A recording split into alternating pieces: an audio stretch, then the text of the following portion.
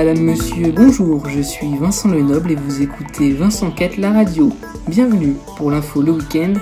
Même en semaine, nous sommes le mercredi 7 août 2019 et voici ce qui a fait la une de l'actualité de cette semaine du 29 juillet au 4 août. Le corps de Steve Maia Caniço a été retrouvé à Nantes. Le rapport de l'IGPN a suscité de vives réactions. 250e et 251e mass shooting pour fusillade de masse aux États-Unis. Elles se sont déroulées au Texas et dans l'Ohio, bilan 31 morts.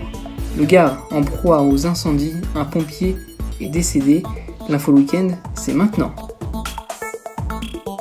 Et l'on commence donc par le repêchage du corps de Steve Maia Caniço, ce jeune Nantais tombé dans la Loire lors de la fête de la musique le 21 juin dernier, après une intervention de la police. L'autopsie a permis d'identifier le corps mardi, jour où le rapport de l'IGPN, la police des polices, a été remis à la presse daté du 16 juillet. Ce rapport conclut qu'aucun lien n'a été établi entre la disparition du jeune homme et l'intervention des forces de l'ordre, intervention d'ailleurs justifiée et proportionnée pour reprendre les termes de ce rapport.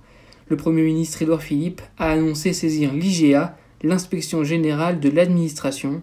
Samedi, des rassemblements en hommage étaient organisés notamment à Nantes, accompagnés de rassemblements contre les violences policières qui ont été plus violents.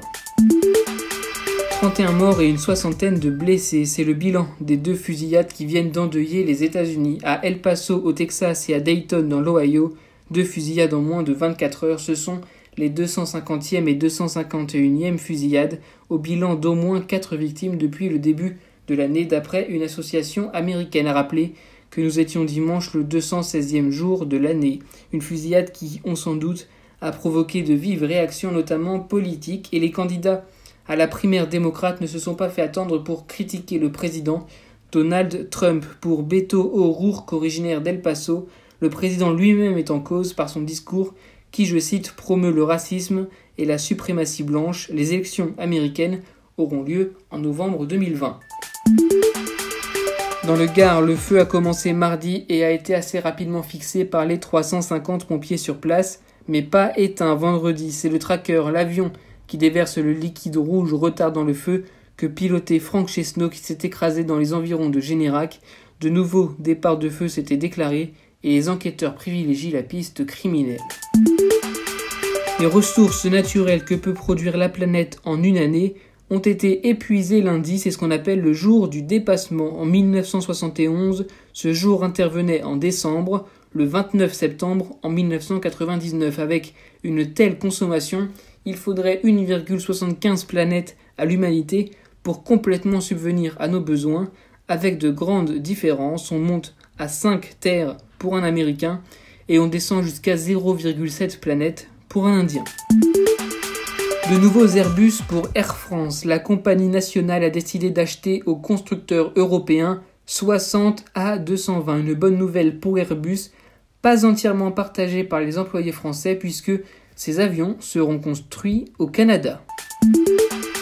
Et il faut croire que les compagnies nationales ont décidé de toutes sortir le portefeuille. La SNCF a quant à elle annoncé une commande de 12 nouveaux TGV, une commande surprise de 335 millions d'euros liée à la bonne santé économique de l'entreprise.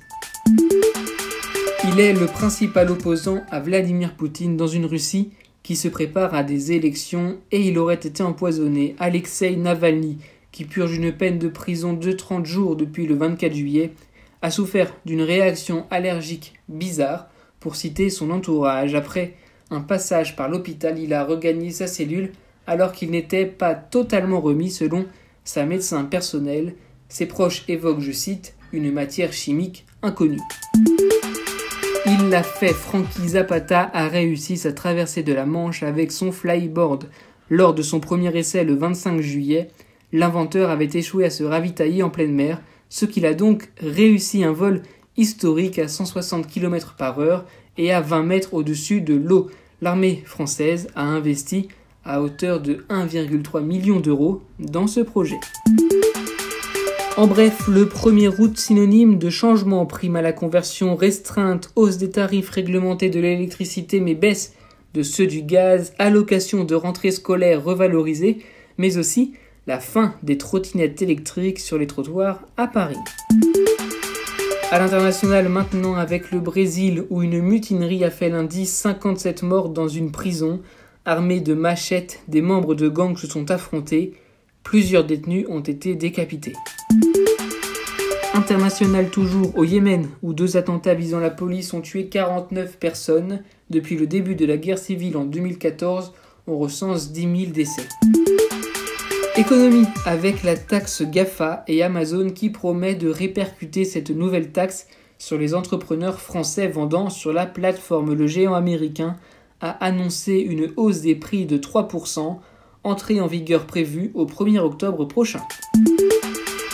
Et enfin, le fameux chassé-croisé entre juilletistes et haussiens. Samedi, journée noire pour Bison Futé dans le sens des départs et jusqu'à 762 km de bouchons. Et un salut amical à tous ceux qui nous écoutent depuis leur lieu de vacances. Et c'est la fin de ce nouveau numéro de l'info le week-end. Merci de nous avoir choisis et à très bientôt aux côtés de Vincent Quette. Soyez heureux, restez curieux et à la semaine prochaine les amis.